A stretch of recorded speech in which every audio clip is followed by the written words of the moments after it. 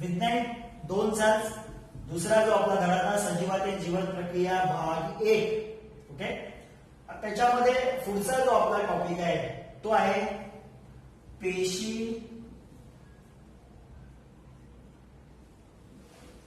विभाजन.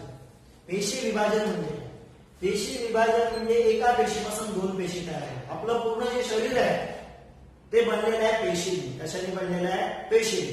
आता या पेशी विभाजित होतात म्हणजे काय होतात तर एका पेशीपासून दोन, परत त्यांच्या परत दोन, अशा अनेक पेशी तयार होऊन ऊती बनतात आणि नंतर अवयव बनतात, अवयव संस्था बनते आणि पूर्ण एक सजीव बनतो. तर पेशी विभाजन.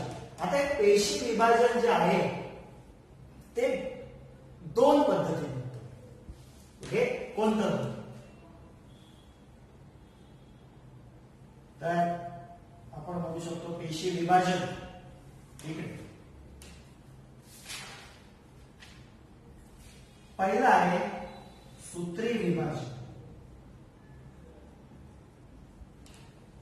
आणि दुसरा आहे अर्ध गुणसूत्री विभाजन.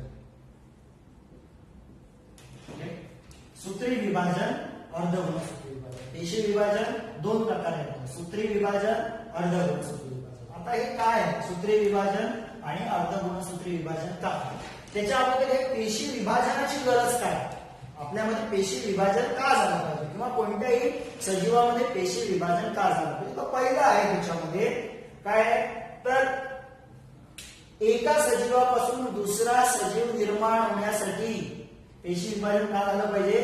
त्याचं पहिलं आहे एका सजीवापासून दुसरा सजीव निर्माण होण्यासाठी पेशी विभाजन फार गरजेचं आहे. तसेच पेशी विभाजन अजून कशासाठी गरजेचं आहे? आपल्यासारखे जे बहुपेशी आहेत, वनस्पतींसारखे जे बहुपेशी आहेत, प्राण्यांसारखे जे बहुपेशी आहेत, त्यांच्या शरीराची वाढ होण्यासाठी पेशी विभाजन गरजेचं आहे. पहिलं काय सांगितलं मी? एका सजीवापासून दुसऱ्या सजीवाची निर्मिती होण्यासाठी. दुसरं काय म्हणालो मी? बहुपेशीय सजीवांची वाढ होण्यासाठी. तिसरं आहे शरीराची झीज भरून काढण्यासाठी. शरीराची झीज भरून काढण्यासाठी म्हणजे काय? आपल्या शरीरातील वेगवेगळ्या अवयवांमध्ये किंवा आपल्या शरीरामध्ये ज्या काही पेशी आहेत त्या सपोज जर नष्ट होत गेल्या, साध्या भाषेत म्हणायचं तर खराब होत गेल्या, ओके, मरत गेल्या, तर त्या पेशी रिप्लेस झाल्या पाहिजे. नाही तर तो अवयव निकामी होऊ शकतो. एखाद्या अवयवाच्या सपोज आपण म्हणालो की आपल्या हृदयाच्या ज्या पेशी आहेत त्या खराब होत जातात, नष्ट होत जातात, तर कालांतराने हृदय काम करायचं बंद होईल. मग काय होतं तर ह्या पेशी ज्या खराब होत आहेत, नष्ट होत आहेत, तिथे नव्याने पेशी निर्माण होतात. म्हणजे एक शरीर जे निकामी होत जात आहे, जो अवयव निकामी होत जात आहे त्याची झीज भरून काढताय. ओके, म्हणजे झीज भरून काढण्यासाठी, शरीराची झीज भरून काढण्यासाठी पण पेशी विभाजन गरजेचं असतं. अजून काय? आपण जेव्हा पडतो वगैरे लागतं आपल्याला किंवा हात कापला की आपल्याला जखमा होतात, रक्त वाहतं, थोड्या वेळाने तिकडचं जे रक्त आहे ते गोडतं आणि कालांतराने तुम्हाला असं दिसेल की तो आपला जिथे हात कापलेला आहे किंवा जिथे जखम झाले तिथे पूर्ण अशी त्वचा निर्माण होते. कशी निर्माण होते? कशी? तर ती होते पेशी विभाजन. तिकडच्या पेशी विभाजित होऊन तिकडची त्वचा पूर्ण नॉर्मल करतात. ओके, आणि आपल्या शरीरामध्ये रक्तपेशी देखील असतात. त्या रक्तपेशी बनवण्यासाठी देखील पेशी विभाजनाची गरज आहे. पहिलं पेशी विभाजनाची गरज काय? पहिलं तर नवीन सजीव निर्माण करण्यासाठी. दुसरं जे बहुपेशी आहेत त्यांची वाढ करण्यासाठी.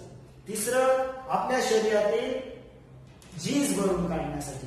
आणि चौथं आपण काय म्हणालो की जखमा ज्या होतात किंवा आपल्या शरीरातील रक्तपेशी ज्या आहेत त्या नव्याने बनवण्यासाठी, जखमा ज्या आहेत त्या भरून काढण्यासाठी पेशी विभाजनाची गरज आहे. आता पेशी विभाजन दोन पद्धतीने होते, एक सूत्री विभाजन, एक अर्ध गुणसूत्री विभाजन. हे तुम्हाला फरक स्पष्ट करा याला विचारतात. सूत्री विभाजन, अर्ध गुणसूत्री विभाजन. आता हे सूत्री विभाजन कोणामध्ये होतं तर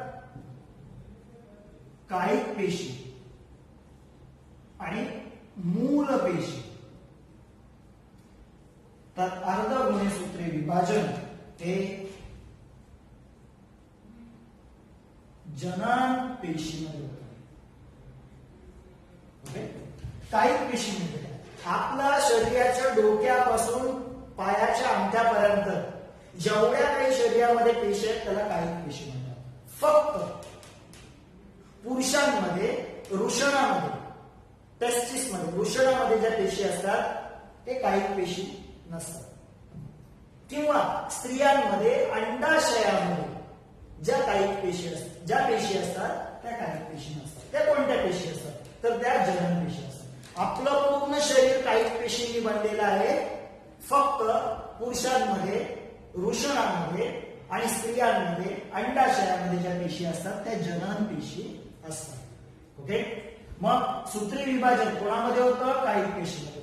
म्हणजे आपल्या स्किन मध्ये त्वचेमध्ये आपल्या हृदयाच्या पेशींमध्ये ओके जठराच्या पेशींमध्ये आतड्यांच्या पेशींमध्ये सगळीकडे डोक्याच्या पेशींमध्ये सगळीकडे कायिक पेशी मूल पेशी. मूल पेशी म्हणजे याला आपण म्हणू शकतो जननी. जननी म्हणजे माता. आपल्या शरीरातील ज्या काही पेशी तयार झाल्या त्यांची एक मूल पेशी आहे. त्या पेशीपासून या पेशी सगळ्या निर्माण झाल्या त्यांना म्हणतात मूल पेशी.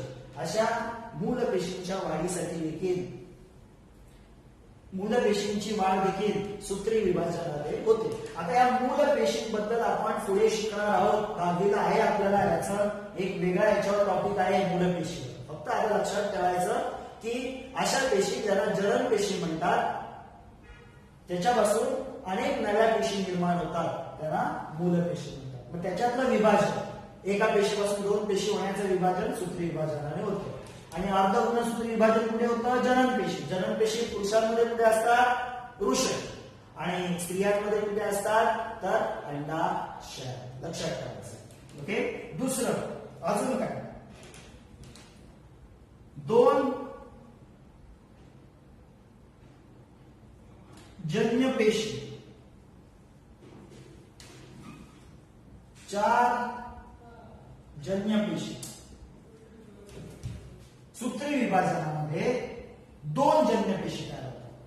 अर्ध गुणसूत्री विभाजनामध्ये चार जन्य पेशी. कशा? ही एक पेशी आहे.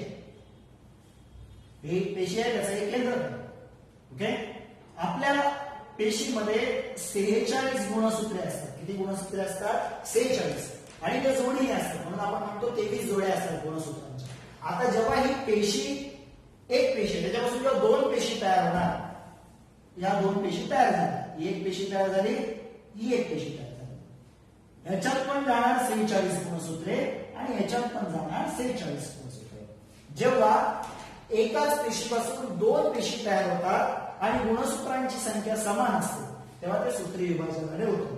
म्हणजे दोन जन्य पेशी तयार होतात. किती पेशी तयार होतात? दोन. दिसतंय? दोन. आणि गुणसूत्रांची संख्या पण काय आहे? समान. ओके. तिसरा जो पॉइंट आहे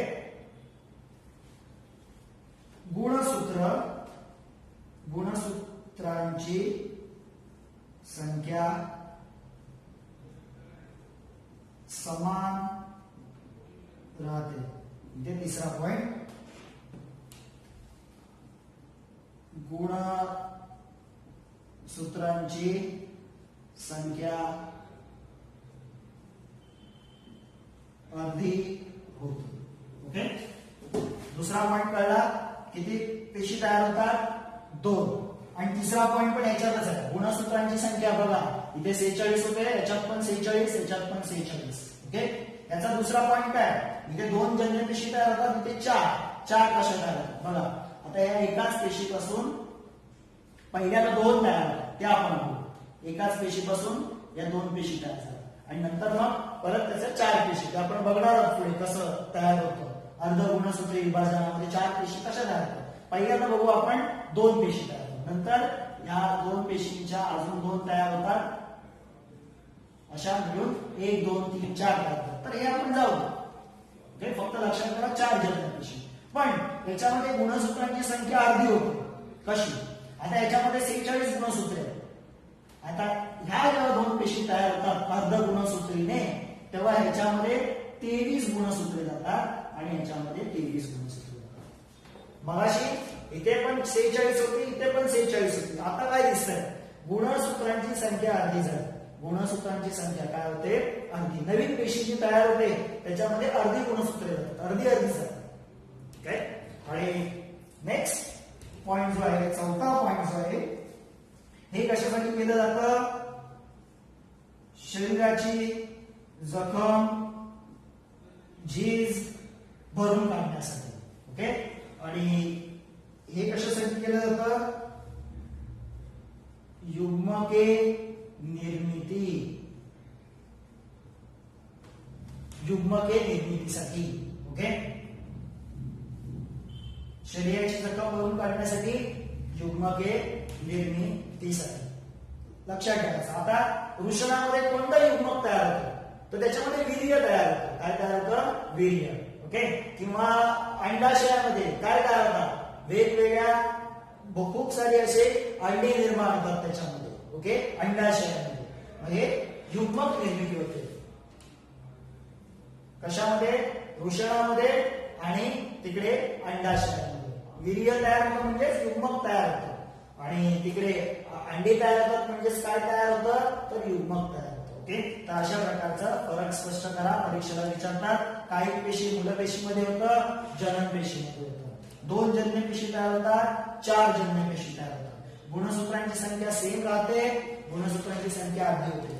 शरीराची जखम झीज भरून निघते, युग्मके निर्माण होतात. ओके. हे झालं पेशी विभाजन. किती पद्धतीने? 2 पद्धतीने. सूत्री विभाजन, अर्ध गुणसूत्री विभाजन. ओके. फरक स्पष्ट करा. झालं. आता पुढे आपण शिकणार आहोत पेशी विभाजन. किती प्रकारे होते? 2 प्रकारे होते. सूत्री विभाजन, अर्ध गुणसूत्री विभाजन. तर पहिला आपण पेशी विभाजनाचा पहिला टप्पा आपण जो बघणार आहोत तो बघणार आहोत सूत्री विभाजन. ओके. आता सूत्री विभाजन काय? तर सूत्री विभाजन 2 टप्प्यामध्ये होतं.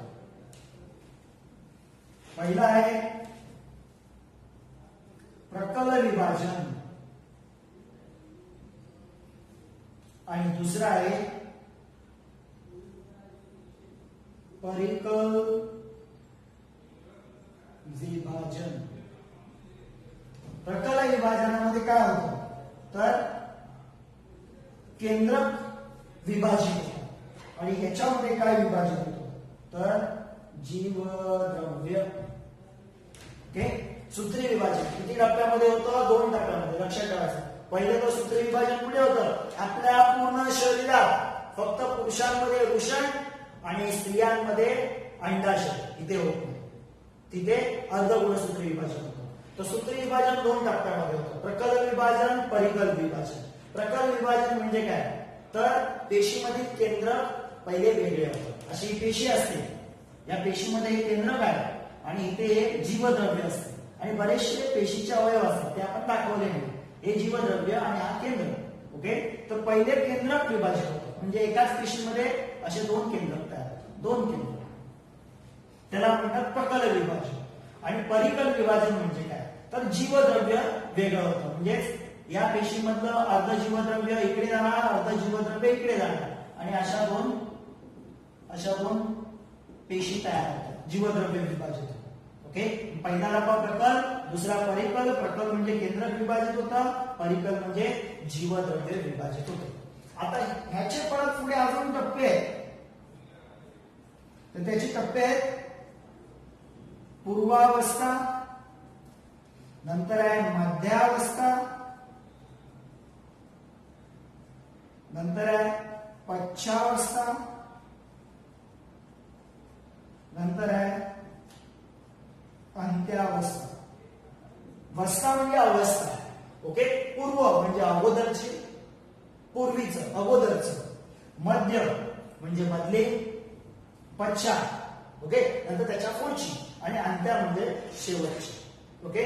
आता ह्या ज्या 2 अवस्था आहेत, ह्या 2 अवस्था त्या फार महत्वाच्या. या 2 अवस्था फार महत्वाच्या, याच्यावर जास्त प्रश्न विचारतात. ओके. तर प्रकल विभाजन परत पुढे 4 टप्प्यांमध्ये होतं. कोणतं? पूर्वावस्था, मध्यावस्था, पश्चावस्था, अंत्यावस्था. या द्वारे प्रकल विभाजन होतं. आता आपण हे सगळं बघण्या अगोदर एक महत्वाचं जे काय आहे म्हणजे काय? पेशीचं विभाजन होतं म्हणजे काय? पहिलं केंद्रकाचं विभाजन होतं. केंद्रकामध्ये काय असतं बघा, आपली पेशीमध्ये केंद्रक असतं. पेशीमध्ये काय असतं? केंद्रकामध्ये काय असतं? तर केंद्रकामध्ये असतं गुणसूत्र. किती गुणसूत्रे असतात आपल्या केंद्रकात? 46, आणि ती नेहमी जोडीने असतात, म्हणून 23 गुणसूत्रांची जोडी असं आपण आपल्या केंद्रकामध्ये म्हणतो. आता हे गुणसूत्र हे एवढं जे आहे ते कशाने बनलेलं असतं? तर ते बनलेलं असतं डीएनए. कशाने बनलंय? डीएनए. गुणसूत्र कशाने बनलंय? डीएनए. आता डीएनए म्हणजे काय? असा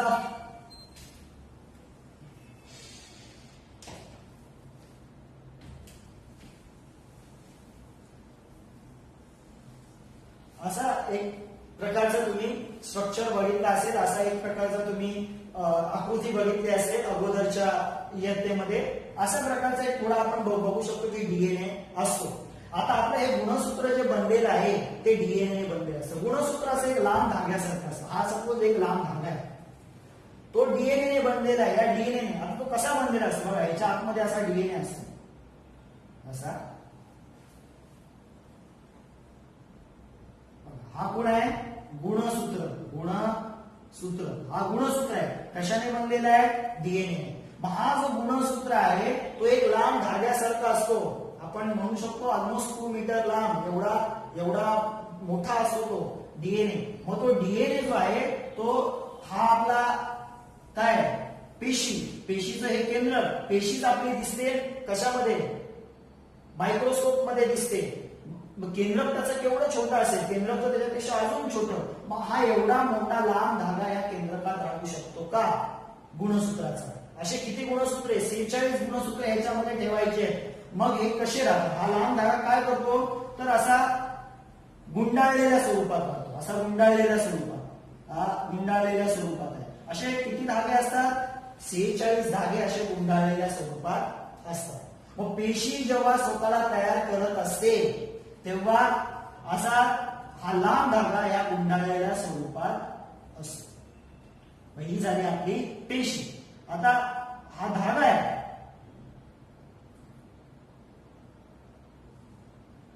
हे काही पेशीचे अवयव, अशा प्रकारची पेशी असते. तर हे काय? पेशीचं आवरण. हे आहे केंद्रकाचं आवरण. ओके. आणि हा पूर्ण आहे केंद्र.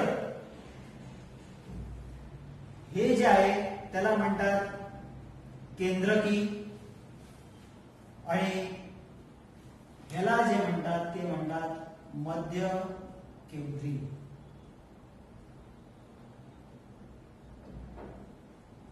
ओके. दिसतंय ही पूर्ण पेशी.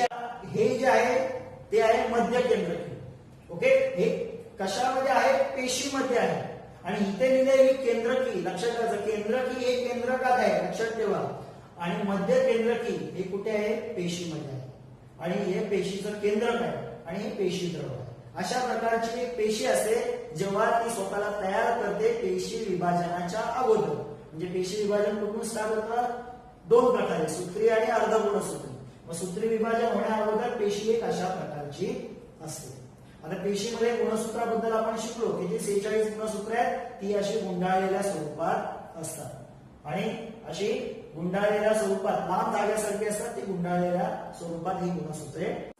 आता सूत्री विभाजन शिकण्यापूर्वी आपण गुणसूत्र काय ते जरा आपण बघू. गुणसूत्र आपण बघितलं अशा प्रकारच्या आपल्या पुस्तकात अशा प्रकारची आकृती दिसेल गुणसूत्रांची. ओके. आता त्याला 2 भुजा, ह्याला म्हणतात पी भुजा, ह्याला म्हणतात क्यू भुजा, ह्याला म्हणतात गुण सूत्र बिंदू. गुणसूत्र बिंदू अशा प्रकारचा गुणसूत्राचा आपल्याला आकृती दिसेल. ओके. कधी कधी या आकृती कंप्लीट करायला विचारतात 1 मार्क्सला 2 मार्क्सला असं तुम्हाला दिलेलं असतं. इथे डॅश करून इथे काही लिहिलेलं नसतं, तुम्हाला भरायचं. पी भुजा आहे, गुणसूत्र बिंदू आहे, क्यू भुजा आहे. ओके. आता ह्याच्यामध्ये 2 भुजा दिसतील, ही आणि ही. ह्या एकाच गुणसूत्राच्या ह्या दोन भुजा ज्या असतात त्याला काय म्हणतात? त्याला म्हणतात अर्ध गुणसूत्र जोडी. काय म्हणतात त्याला? या दोन भुजा ज्या आहेत त्याला काय म्हणतात? अर्ध गुणसूत्र जोडी. ओके, हे पूर्ण जे गुणसूत्र तयार झालंय ते दोन अर्ध गुणसूत्र जोडीने तयार झालेले असतात. या दोन्ही अर्ध गुणसूत्रीची जोडीची जी डीएनए आहे ते समान असतात. ते डीएनए काय असतात? समान. म्हणजे ही अर्ध गुणसूत्री जोडी, ही अर्ध गुणसूत्री जोडी सेम टू सेम या अर्ध गुणसूत्री सारखीच असते. सेम टू सेम, ही आणि ही सेमच असते. म्हणून हे असं काय वेगळं गुणसूत्र आहे असं काय नाही. हे गुणसूत्र एकच आहे. ते तुम्हाला दोन अर्ध गुणसूत्री जोड्या दिसतील. ओके, ते कम्प्लीट एकच गुणसूत्र आहे. अशा प्रकारचं यातलं गुणसूत्र असतं. हे लक्षात ठेवायचं, हे महत्वाचं आहे. अर्ध गुणसूत्री जोडी. आणि पुढे अजून एक असंच आपल्याला एक टर्म शिकायला मिळेल. ओके, आता ह्या एकाच गुणसूत्राचे ह्या दोन ज्या भुजा आहेत त्याला अर्ध गुणसूत्री जोडी म्हणतात. ह्याला एकाच गुणसूत्राच्या आहेत का या दोन? हा वेगळा गुणसूत्र आहे, हा वेगळा गुणसूत्र आहे. त्याच्या दोन ज्या गुणसूत्राच्या भुजा आहेत त्याला नॉन सिस्टर क्रोमॅटिड्स असं म्हणतात. ओके, ही अर्ध गुणसूत्रे जोडी आहे पण ती दोन वेगवेगळ्या गुणसूत्रांची, दोन वेगवेगळ्या गुणसूत्र, इंग्लिश मध्ये त्याला नॉन सिस्टर क्रोमॅटिड्स म्हणतात. ही पण गुणसूत्र जोडी आहे, अर्ध गुणसूत्र जोडी आहे पण दोन वेगवेगळ्या गुणसूत्रांची. लक्षात ठेवायचे, हे पुढे येणार आहे. ओके, तर हे अशा प्रकारचं गुणसूत्र